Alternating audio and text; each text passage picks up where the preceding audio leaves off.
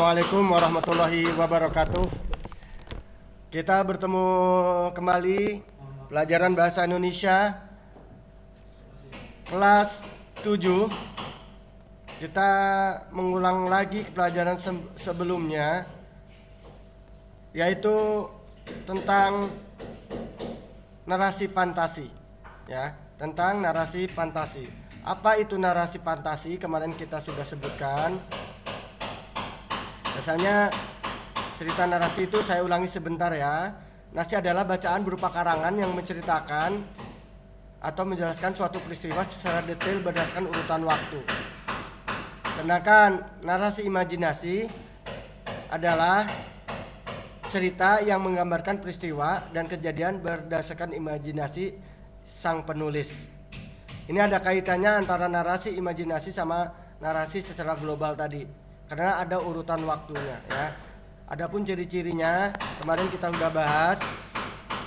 Bapak mengulang lagi. Pertama, memiliki ide cerita yang tidak berakar pada kehidupan sehari-hari ya. Kadang berakar pada kehidupan sehari-hari, tetapi ada kejadian-kejadian luar biasa yang di luar nalar. Nah, bisa ya. Tokoh utamanya cenderung superhero atau mempunyai kekuatan super. Di dalam cerita terdapat keanehan ya. Keanehan ya, kekuatan, namanya juga ada kekuatan yang super ya, yang dalam kehidupan sehari-hari tidak ada ya, seperti sihir ya, makhluk gaib atau makhluk yang nggak ada gitu ya. Terus penggunaan latar dapat menembus ruang dan waktu. Latarnya itu bisa berubah-ubah ya, bisa menembus ruang dan waktu sesuai dengan tema ya, tergantung tema.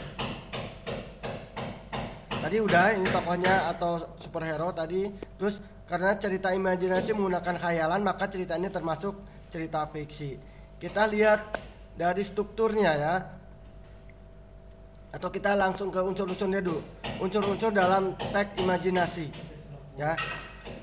Unsurnya pertama tema ya. Tema, ada tokoh. Tema ini hal utama ya, ada tokoh, ada alur, ada latar.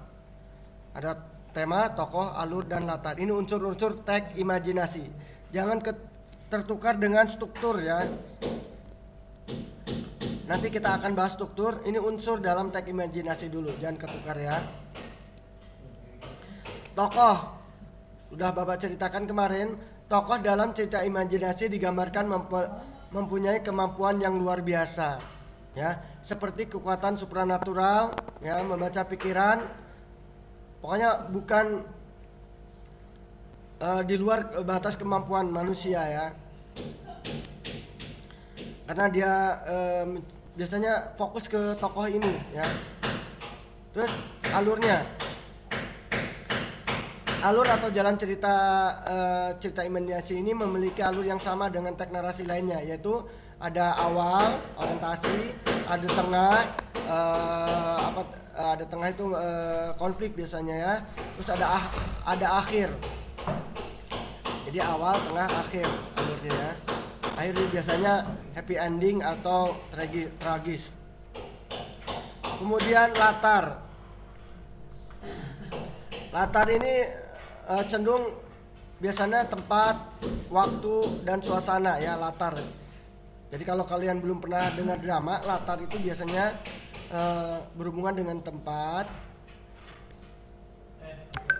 waktu, dan suasana. Nah, latar yang digunakan dalam track imajinasi biasanya rekaan pengarang ya, namanya juga imajinasi, jadi latar juga imajinasi pengarang. Sekarang tema itu ide mendasarnya biasanya bersifat fantastik temanya ya, karena imajinasi pengarang, jadi dia terserah ya temanya mau apa gitu kan, magic atau futuristik. Nah, ini yang akan kita bahas yang agak mendetail, ini tentang struktur imajinasi ya. Struktur cerita imajinasi. Kalau tadi unsur-unsur cerita imajinasi, nah jangan ketukar dengan struktur cerita imajinasi. Kenapa Bapak ulang-ulang? Biar kalian tidak tertukar. Jadi Orientasi ini awal, biasanya di paragraf awal orientasi. Terus ada komplikasi atau konflik ya. Ada komplikasi atau konflik. Kemudian ada resolusi. Resolusi itu jadi pemecahan dari konflik. Kalau cerita imajinasi ini, karena ini cenderung sama dengan cerita narasi yang lain. Ada pengenalan, orientasi, ya, pengenalan tokoh, pengenalan tempat, ya. Kemudian komplikasi, konflik. Kalau nggak ada konflik nggak seru, ya. Kalau cerita narasi itu kalau nggak ada konflik nggak seru. Apalagi ini cerita imajinasi, ya. Mungkin kalian ada yang nonton Naruto atau apa, ini apa sih ada konflik, ya. Resolusi ini penyelesaian dari konflik. Ini resolusi ini biasanya ending ya, akhir cerita. Walaupun penyelesaiannya itu kadang banyak happy ending, tapi ada juga yang penyelesaiannya itu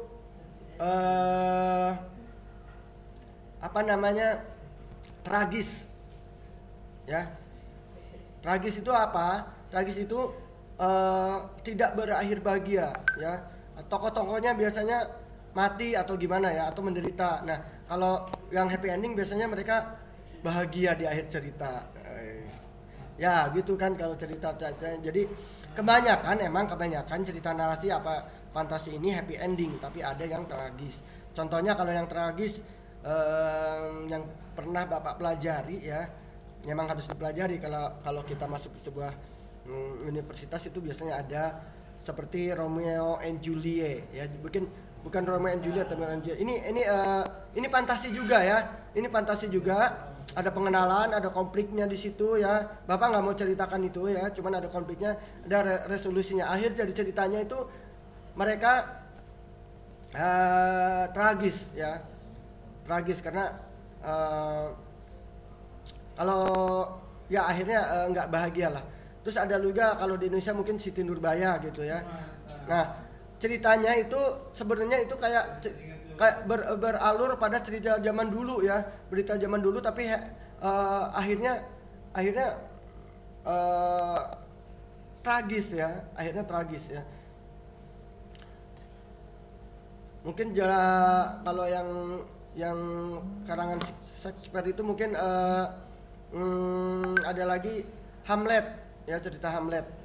Kalau kalian kuliah nih bahasa Inggris, kuliah sastra kayak gitu, nanti akan ketemu cerita-cerita drama kayak seperti itu ya. Bapak nggak mau ceritakan itu karena sebenarnya cerita imajinasi ini cuma hiburan ya, cuma hiburan aja, buat hiburan. Itu mereka nggak happy ending. Kalau cerita-cerita yang sekarang tuh banyaknya happy ending ya. Di akhir cerita tuh bahagia biasanya tokohnya.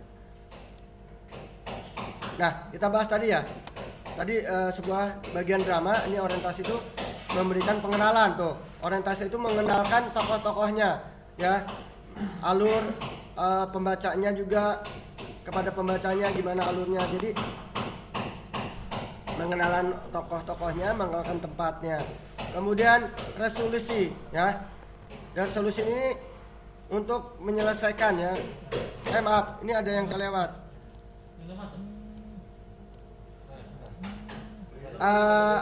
Ada kompilasi itu konflik, maaf nih. Jadi ada seorang pengenalan, ada konflik di situ ya.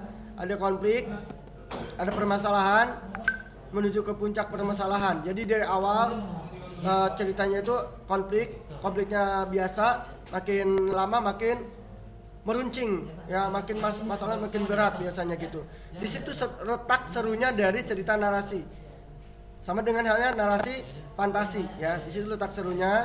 Kemudian ada terakhirnya adalah resolusi ya. Jadi ada orientasi, komplikasi sama resolusi. Resolusi itu bagian untuk menyelesaikan dari permasalahan atau konflik yang terjadi ya.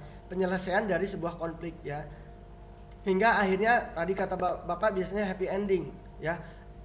Berakhir bahagia, kemenangan bagi pahlawan biasanya ya, bagi superhero-nya atau tokohnya itu menang dan dia bahagia. Tapi juga ada yang akhirnya nggak menyenangkan. Biasanya ngegantung ya.